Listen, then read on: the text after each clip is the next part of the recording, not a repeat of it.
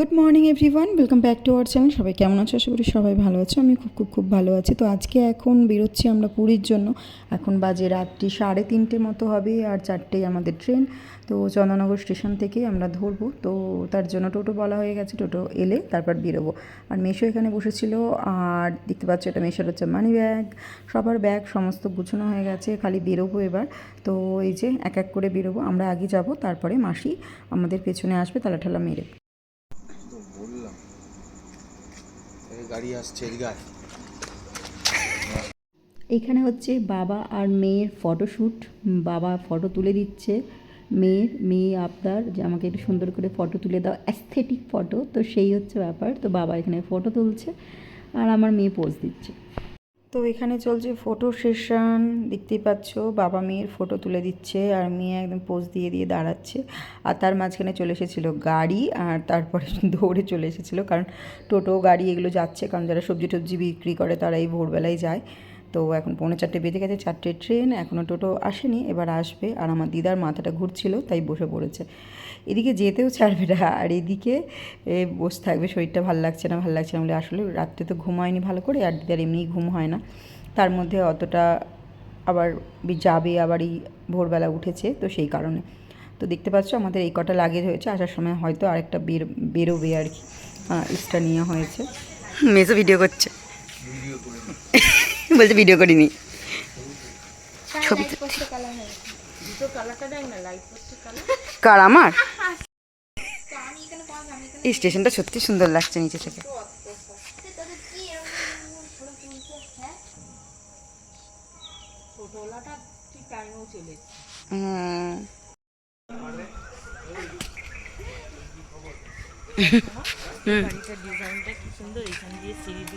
তো এটা ছিল আমাদের ট্রেন, বন্দে ভারত। তো এটা হাওড়া থেকে ছাড়ে সকালবেলা। তো আমাদের খুব সকালেই কাটা হয়েছিল, তো অনেকক্ষণ ওয়েট করার পরে ট্রেনটা চলে এসেছে। যেই টাইমে ছিল এক্স্যাক্ট সেই টাইমে ট্রেনটা এসে গেছিলো। কোনো দিনও এই ট্রেনে চাপা হয়নি। তো চন্দননগর স্টেশন থেকে হাওড়া স্টেশনে আমরা অনেকক্ষণ পৌঁছে গেছিলাম, তারপরে আর ভিডিও অন করা হয়নি। তো আমাদের ট্রেন চলে এসেছে, আমাদের টিকিট ছিল বন্দে ভারতে। তো দেখতেই পাচ্ছ, আর দারুণ সুন্দর একটা গাড়ি। আর তারপরে ভেতরে গেলে তো তোমাদের সাথে প্রত্যেকটা জিনিস শেয়ার করব, কী কী আছে, কী কী দিচ্ছে, সেগুলো সমস্ত কিছু শেয়ার করব। তো এর আগে আমরা কোনোদিনও বন্দে ভারতে চাপিনি। ভিডিও তো দেখেছি, ইউটিউবে দেখেছি, কিন্তু কোনোদিনও চাপা হয়নি। তো এই যে দেখতে পাচ্ছ, বাবা আর মেয়ে বসে পড়েছে। ওরা দুজন ওইদিকে বসেছে, আমি মাসি আর দিদা এপাশে বসেছি। তো ওকে ফটো তুলবো বলে পোজ দিতে বলছিলাম, ও আনন্দে এক্সাইটেড হয়ে কী করবে বুঝতে পারছিল না, নাটক করছিল। আমি চেষ্টা করছিলাম সবাইকে একটু একটু করে এনার্জি দেওয়ার। আর এখানে দিয়ে দিয়েছিল নিউজ পেপার, প্রথমেই ওঠার পরে একটা করে নিউজ পেপার ধরিয়ে দিয়েছিল, তার সাথে একটা ওয়াটার বটল দিয়ে দিয়েছিল। আর তারপরে দিয়ে দিয়েছিল চা, যেটা গরম জল দিয়েছিল। আর এই ছোটো ছোটো প্যাকেট কি জঘন্য চাটা ছিল, তবে ঠিক আছে, চলবে। এটা তো বাড়ি নয়, বাড়ির মতন টেস্ট পাওয়া যায় না। আর তার সাথে দিয়েছিল একটা করে ওটস বিস্কিট, আর দিয়েছিল একটা করে ওই কী বলে ওটাকে, কফি পাউডার দিয়েছিল, ছোটো পাউচ প্যাকেট। তো সবই দিয়েছিল মোটামুটি। এবার আসবে আমাদের ব্রেকফাস্ট। প্রথমে চা দিয়েই শুরু হয়েছে ব্রেকফাস্টে। চলো কী আসে তোমাদেরকে দেখায়। এদিকে বসেছিল আমার মেয়ে আর আমার বর, আর তার পাশে বসেছিলাম, এই সাইডটায় আমরা বসেছিলাম আমি, মাসি আর দিদা। আর পেছনের সিটটাই পড়েছিল মেশো বললো থাক, আমি চলে যাচ্ছি একা ওদিকে। তো পেছনের সিটটায় মেশো বসে পড়েছিল, কারণ দিদাকে যদি একা পাঠায় দিদার বোকা বোকা লাগবে, কারোর সাথে কথা বলতে পারবে না। তো এই হচ্ছে ব্যাপার। আর ট্রেনে বেশ চেপে বেশ মজা লাগছিল, আর চারিপাশের দৃশ্যগুলো উপভোগ করছিলাম, ভীষণ সুন্দর দৃশ্যগুলো লাগছিল। সেই মাঝরাতে ভোরবেলা আমরা বেরিয়েছিলাম, আর এখন দেখতে পাচ্ছ চারিদিকে রোদ্দুর একদম খাঁ করছে, মানে অনেকটা সময় হয়ে গেছে আমাদের। তো আমরা বসেও পড়েছি, এবার একটু একটু খিদে পাচ্ছে। তো ব্যাগের মধ্যে ছিল কয়েকটা খাবার, এটা হচ্ছে মেয়ের ব্যাগ, তো সেটাই বড় এখন পেরে দিচ্ছিল। আর এদিকে আমার মাসি একদম ভুস করে ঘুমোচ্ছিল, আর আমার দিদা আর আমি গল্প করছিলাম। কারণ আমার দিদার সাথে সেই গল্পগুলো আগে হয় না। আগে ছোটোবেলায় যেমন দিদার কাছে শুতাম, দুপুরবেলা হলেই দাদু যখনই ঘুমোতো তারপরে দিদা আমাকে নিয়ে শুতো, দিদার গায়ে ঠ্যাং তুলে শুতাম, সেটা আর এখন আর হয় না। তো এদিকে আমাদের ব্রেকফাস্ট চলে এসেছে, দিয়েছে দুখানা পাউরুটি, যাকে বলা হয় ব্রেড। তো দিয়েছে এই যে পাউরুটি, আর এখানে দিয়েছিল আলু ফ্রাই করা একদম কম তেলে, আর কড়াইশুঁটি সেদ্ধ করা, আর তার সাথে ছিল গাজর। তো একদমই তেল ছাড়া ছিল, তো হেলদি খাবারটা, চলো ঠিক আছে। আর এটাও ছিল হুইটের ব্রেড। তো ঠিকই ছিল, কোনো প্রবলেম ছিল না। আর একটা দিয়েছিল ছোটো মতো কেক আর জ্যাম, আর তার সাথে দিয়েছিল বাটার আর ব্ল্যাক পেপার। তো এই আলু ভাজাগুলো দেখতে পাচ্ছ, গাজর আর যে কড়াইশুঁটিগুলো ছিল সেগুলো আমার পেটেই গিয়েছিলো। তার সাথে ডিম দিয়েছিল, ডাবল ডিমের অমলেট। তো ভালোই দিয়েছিল, খারাপ কিছু দেয়নি। সকালে ব্রেকফাস্টে আর এর থেকে বেশি কিছু হয় না, আর এর থেকে বেশি কিছু খাওয়াও যায় না। তো এই হচ্ছে ব্যাপার। আর এটা হচ্ছে আমার টিফিন। আর মাসিদেরটা মাসি খুললো, আমি তখন ভিডিও করলাম। আর টমেটো কেচাপ দিয়েছিল, সেটাও বলা হলো না। তো দেখতে পাচ্ছ, আর একটা হ্যান্ড স্যানিটাইজার দিয়েছিল। তো সবই দিয়েছিল মোটামুটি। তো চলো আমার টিফিনটা খোলা যাক, এবার আমি খেয়ে নিই, কারণ আমারও একটু একটু খিদে পেয়ে গেছে। তো দেখতে পাচ্ছ অনেকক্ষণই করে রেখেছে, তাই জল বেরোচ্ছিল ভেতর থেকে। আর তেলটা কিন্তু কমই ছিল। তো এটা হেলদি খাবার, আনহেলদি খাবার অবশ্যই নয়। তারপরে ট্রেন ছেড়ে দিল অনেকক্ষণ পর, অন্য একটা স্টেশনে দাঁড়িয়েছিল। তো চলো দেখার চেষ্টা করি স্টেশনটা কোন স্টেশন, কারণ আমি যখন ভিডিও করছিলাম স্টেশনের দিকে আর খেয়াল করিনি।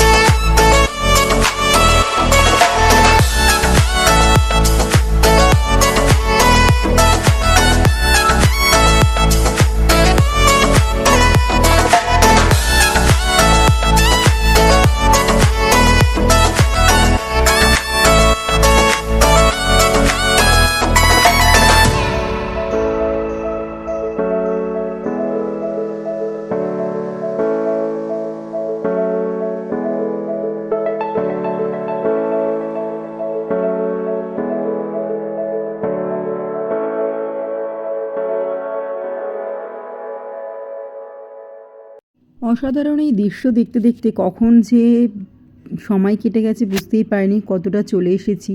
এখনও কিন্তু দু চোখের পাতা এক হচ্ছে না, কারণ মনে হচ্ছে যেন চোখটা চেয়ে দেখেই থাকি। কারণ এই দৃশ্যগুলো না সবসময় দেখা যায় না, আর এই চারিপাশে সবুজ দেখতে তো আমার ভীষণ ভালো লাগে। তোমরা জানো আমি নেচার লাভার, আমার এই গাছপালা, এই প্রাকৃতিক দৃশ্য এগুলো দেখতে ভীষণ ভালো লাগে, আর এই এরকম জায়গাতে থাকতেও আমার ভীষণ ভালো লাগে। তো ওই হচ্ছে ব্যাপার। তো আমরা অনেকটা এগিয়েও চলে এসেছি, দূর থেকে দেখতে পাচ্ছ পাহাড় দেখা যাচ্ছে। উড়িষ্যা মানেই এবার পাহাড় শুরু, আর চারিদিকে একটা একটা করে মন্দির দেখা যাবে। এখান থেকেই শুরু হয় মন্দির দেখা।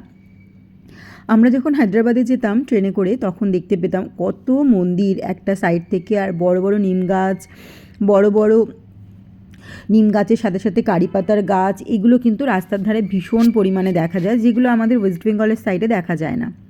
ওয়েস্ট বেঙ্গলে মানে হয় নিম গাছ থাকা মানেই নিম গাছে ব্রহ্মদৈত্য থাকে, এই রকম কুসংস্কারেই মানুষ বাস করে। কিন্তু এখানের মানুষ মনে করে যে নিম গাছের হাওয়া খুব শুদ্ধ হাওয়া হয়, যেটা শরীরের জন্য ভীষণ উপকারী। তাই প্রতিটা বাড়িতে কিংবা বাড়ির বাইরে চারিদিকেই থাকে কিন্তু নিম গাছ। দেখতে পাচ্ছ এই স্টেশনটায় মনে হয় কাজ হচ্ছিল, তার জন্য একটু খোঁড়া হয়ে আছে, তার মধ্যে স্টোন চিপ, ইট এ সমস্ত ছিল।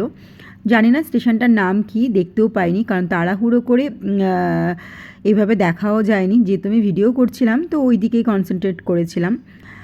বেশ ভালো লাগছিল, অনেক দিন পর যেন আকাশ কুসুম কল্পনা করতে ইচ্ছা করছিল, ভীষণ ভালো লাগছিল, আর ভীষণ মনটা ভালো হয়ে যাচ্ছিল। তাছাড়াও ফ্যামিলির সাথে একটা ঘুরতে যাওয়ার মজা একটা আলাদা, সেই হচ্ছে ব্যাপার। তো চলো ভিডিওটা দেখে থাকো আর সঙ্গে থাকো। কেমন লাগছে ভিডিওটা অবশ্যই আমাকে ভিডিও শেষে জানিও।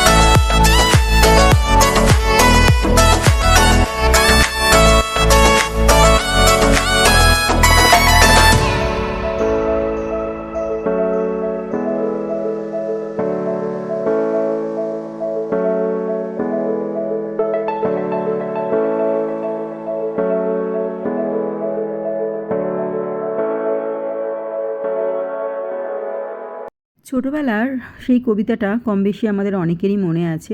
তাল গাছ এক পায়ে দাঁড়িয়ে, সব গাছ ছাড়িয়ে উঁকি মারে আকাশে। এখানের ঠিক দৃশ্যটা দেখে আমার সেটাই মনে হচ্ছিল, চারিদিকে তাল গাছে ভর্তি আর এক পায়ে তারা দাঁড়িয়ে রয়েছে আর যেন আকাশটা উঁকি মারছে। তো সেই কবিতাটার কথা অনেক দিন পর মনে পড়ে গেল। রবীন্দ্রনাথ ঠাকুরের লেখা ছিল এই কবিতাটি। তাল গাছ এক পায়ে দাঁড়িয়ে, সব গাছ ছাড়িয়ে উঁকি মারে আকাশে। মনে সাত কালো মেঘ ফুরে যায়, একেবারে উড়ে যায়, কোথা পাবে পাখা সে? তাই তো সে ঠিক তার মাথাতে গোল গোল পাতাতে ইচ্ছাটি মেলে তার। মনে মনে ভাবে বুঝি ডানায় উড়ে যেতে মানা নেই, বাসাখানি ফেলে তার। ভীষণ সুন্দর, এটার আমি আবৃত্তিও করেছিলাম ছোটোবেলায়, আমার মনে আছে। তো ভীষণ ভাবে এটা মনে পড়ে গেল আমার, আর এর সাথে একটা আলাদা ফিলিংস জড়িয়ে আছে। আর রবীন্দ্রনাথের লেখা মানে তো কোনো কথাই হবে না। তো এই হচ্ছে ব্যাপার। তো চলো ছোটোবেলাটা একটু মনে করে নিলাম। আমার না এই নদীর ওপরের ব্রিজগুলোর ওপর দিয়ে যখনই ট্রেন যায় ভীষণ পরিমাণে ভয় লাগে, মানে বলার মতন নয়, ভীষণ ভয় লাগে। মনে হয় এই বুঝি উল্টে গেলাম, এই বুঝি উল্টে গেলাম, এরকম নেগেটিভ ভাবনা চিন্তা আমার মাথার মধ্যে তখন আসে। তো আগে যখন ট্রেনে যেতাম তো ভীষণ ভয় লাগতো, তাকাতেও ভয় লাগতো। আর বর বলতো টাকা দিতে, তো 1 টাকা 2 টাকা আমরা ওখান থেকে ফেলতামও। তো জলে যেত কি না জানি না, তবে অর্ধেকটা তো ওই ব্রিজের ওপরেই থেকে যেত। তো ট্রাই করতাম যাতে টাকাটা দিয়ে চলে যাওয়ার, যাতে আমি সেফলি বাড়ি পৌঁছাতে পারি, এই একটা মনের মধ্যে ভাবনা ছিল। যেমন আমরা গঙ্গা দেখবে পার হলে গঙ্গার ব্রিজে দাঁড়ালেও অনেকে 1 টাকা করে দেয়, কিংবা গঙ্গা যখন আমরা পার হই লঞ্চে কিংবা নৌকাতে, যেমনভাবে আর কি পার হওয়া যায়, তো তখন কিন্তু আমরা 1 টাকা 50 পয়সা এরকম ফেলে থাকতাম। এখন যদিও 50 পয়সাটা দেখা যায় না, তো তখন 50 পয়সা 1 টাকা এরকম আমরা ফেলতাম। যদিও আমি সেরকমভাবে গঙ্গা এপার ওপার খুব বেশি হইনি। খুব বড় হয়ে যখন 9 10-এ পড়ি তখন হয়তো ওই নৈহাটির ওপারে গেছিলাম। ওই সিলেদার্স তখন খোলা হয়েছিল, তখন আমাদের চুঁচুড়াতে সিলেদার্স ছিল না, তো সেই সময় ওই পারটায় যেতে হতো। তো তখন ওই টুকটাক গেছি 1-2 বার, তার বেশি খুব একটা বেশি আমি যাইনি। আমার ওপারে মানে এই গঙ্গা পারাপার এই ব্যাপারটা ভাবলেই আমার কেমন একটা ভয় ভয় ফিল হয়। তো চলো চলে এসেছি আমরা পুরীতে, আর আমরা নেমেও গেছি। এবার একটু ফটো শ্যুট হবে, তারপরে আমরা যাব, গাড়ি নেব, তারপরে একদম সোজা হোটেলে, কারণ অনেকটা ক্লান্ত হয়ে গেছি, আর শরীর দিচ্ছে না। এতটা ট্রাভেল করার পরে আর শরীর দেয় না, এটা সত্যি কথা। তো মাসি আর ওরা সব এখানে দাঁড়িয়ে রয়েছে, আর আমি পেছনে ছিলাম, ব্যাগটা নিয়ে আসছিলাম আর ভিডিও করছিলাম, সেই কারণে একটু দাঁড়িয়ে গেছিলাম। তো বর বললো চলো একটা ফটো নেওয়া যাক। তো বন্দে ভারতের সাথে একটা করে আমরা সবাই মিলে সেলফি নিয়ে নেব, তারপরে আমরা হোটেলের দিকে রওনা দেব।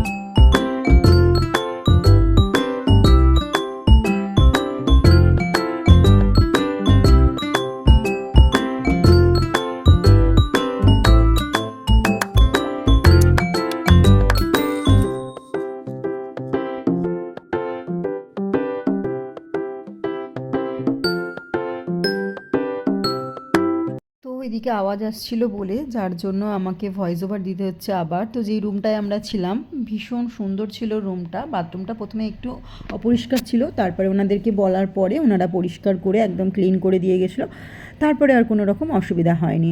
একজন থাকে না ইউজ করার পরে নোংরা করে ফেলে রেখে চলে যায়, তো আমি না প্রথমে দেখিনি, দুটো রুমের দুটো বাথরুম দেখিনি, একটা দেখে চলে গেছিলাম। তো একটা ক্লিন ছিল বলে ভেবেছিলাম যে এটাও হয়তো ক্লিন থাকবে। তো এই হচ্ছে ব্যাপার। তো বেড ফেড সমস্ত কিছু সুন্দর ছিল, দুদিকে দুটো ছোটো কাবার্ড ছিল, কর্নার কাবার্ড ছোটো ছোটো বেডের সাইডে, আর এদিকে ছিল একটা আলমারি ছিল, আর তার সাথে দিয়েছিল তার সাথে বাথরুমের দরজা আমার পেছনে দেখতে পাচ্ছ, এই সাইডটা এটা হচ্ছে মেন দরজা এটা, আর আলমারির পাশেই ছিল একটা ছোট্ট মতন দরজা, সেটা হচ্ছে বাথরুমের দরজা। ভেতরে একটা সুন্দর বেসিন ছিল, যাকে বেসিন বাথরুম তোমাদেরকে ঘুরে আর দেখালাম না, তবে খুব সুন্দর ছিল, বাথরুমটাও খারাপ ছিল না মোটামুটি। আর এখানে ছিল একটা টিভি ইউনিট মতন ছোট দেওয়া, তার সাথে একটা ছোট টেবিল করা ছিল, যেখানে ড্রেসিং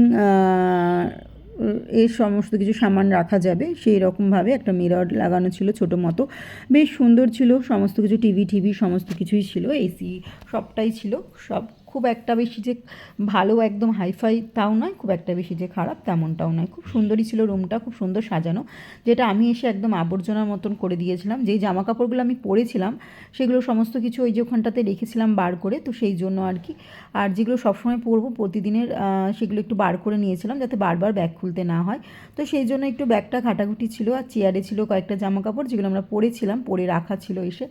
তো এই হচ্ছে ব্যাপার।